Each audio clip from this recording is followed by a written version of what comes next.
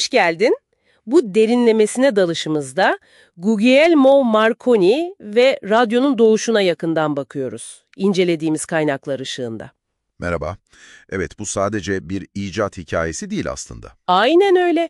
İçinde bilim var, müthiş bir azim, ticari zeka ve tabii kaçınılmaz tartışmalar da var. Kesinlikle. Amacımız ne? Marconi'nin o dağınık bilimsel keşifleri alıp nasıl küresel bir kablosuz dünyaya dönüştürdüğünü anlamak. Adım adım gideceğiz. Temel tekniklerden imparatorluğa, oradan da bıraktığı o karmaşık mirasa kadar, değil mi? Tam olarak kaynaklar diyor ki Marconi tam bir mucit sayılmaz belki, daha çok zeki bir sentezleyici, pratik bir yenilikçi. Evet, asıl soru şu. Radyoyu sıfırdan mı icat etti yoksa var olan bilimsel zemini mi kullandı? Maxwell'in teorisi, Hertz'in deneyleri gibi. Ve onu pratik, küresel bir teknolojiye mi dönüştürdü? Aynen, bence dehası tam burada yatıyor.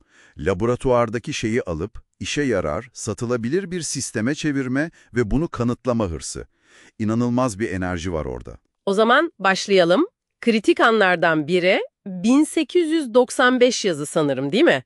İtalya'da ailesinin mülkünde. Evet, o meşhur deneyler. Orada o güne dek kimsenin yapmadığını yapıyor, antenleri dikey koyup toprağa bağlıyor. Çok basit gibi duruyor ama devrimsel aslında. Bu sayede sinyali bir tepenin üzerinden yaklaşık 2,4 kilometre uzağa gönderiyor. Düşünsene, o zamanlar radyo dalgaları düz gider sanılıyor. İşte bu topraklanmış anten belki de Marconi'nin en önemli pratik katkısı.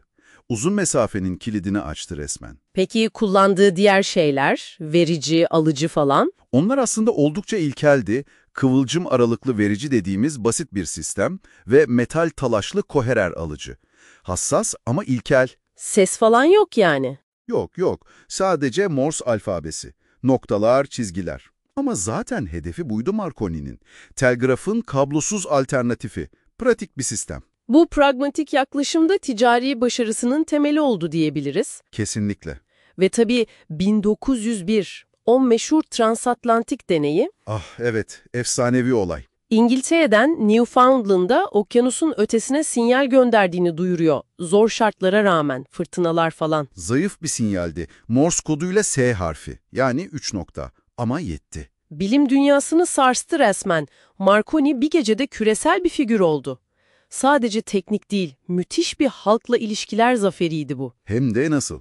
Bu başarı 1897'de kurduğu Marconi şirketini bir anda Devler Ligi'ne taşıdı. Şirkette boş durmadı tabii. Yok canım, çok agresif stratejiler, ekipman kiralama, sadece kendi sistemleriyle iletişim zorunluluğu, özellikle denizcilik sektörünü ele geçirdiler. Ama sonra 1912 Titanic. Bu sistemin iki yüzünü de gösterdi sanki. Aynen öyle. Bir yandan Marconi telsizi sayesinde 700'den fazla kişi kurtuldu. Karpatiya gemisi yardıma geldi o sayede. Ama Diğer yandan sistemin zayıflıkları ortaya çıktı. İşte yakındaki Kaliforniyan gemisinin operatörü görevde değildi.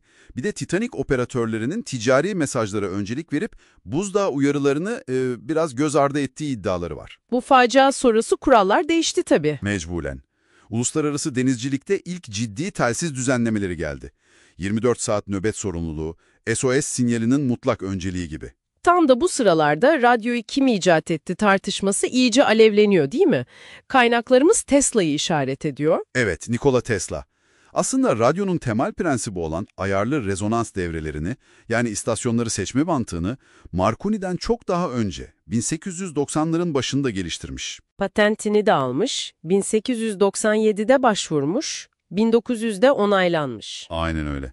Hatta Marconi'nin ilk ABD patent başvuruları Tesla'nın çalışmaları yüzünden reddedilmiş başta. Ama sonra işler değişiyor. Evet, işin ilginç yanı o. 1904'te ABD Patent Ofisi, muhtemelen Marconi'nin artan şöhreti ve ticari gücünün de etkisiyle önceki kararını tersine çevirip patenti ona veriyor. Vay be. Üstüne 1909'da Nobel Fizik Ödülü'nde aldı Carl Ferdinand Braun'la paylaşarak. Tartışma bitmedi ama. Hayır, yıllarca sürdü. Ve sonunda 1943'te ABD Yüksek Mahkemesi Tesla'nın patentlerinin önceliğini yasal olarak yeniden tescil etti. Ama iş işten geçmişti biraz. Bu da gösteriyor ki icat sadece teknik değil, hukuki ve ticari mücadelelerle de şekilleniyor. Kesinlikle. Kamuoyu algısı, ticari başarı bunlar çok etkili olabiliyor.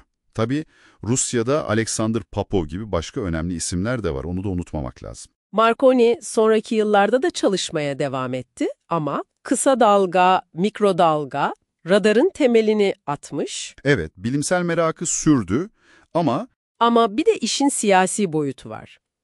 1923'te Mussolini'nin Faşist Partisi'ne katılıyor ve rejimin açık bir destekçisi oluyor. maalesef evet. Bu durum onun mirasını oldukça karmaşık hale getiriyor. Kaynaklar da bunu özellikle vurguluyor. Yani parlak bir kariyere düşen bir gölge gibi. Aynen öyle. O zaman toparlayalım.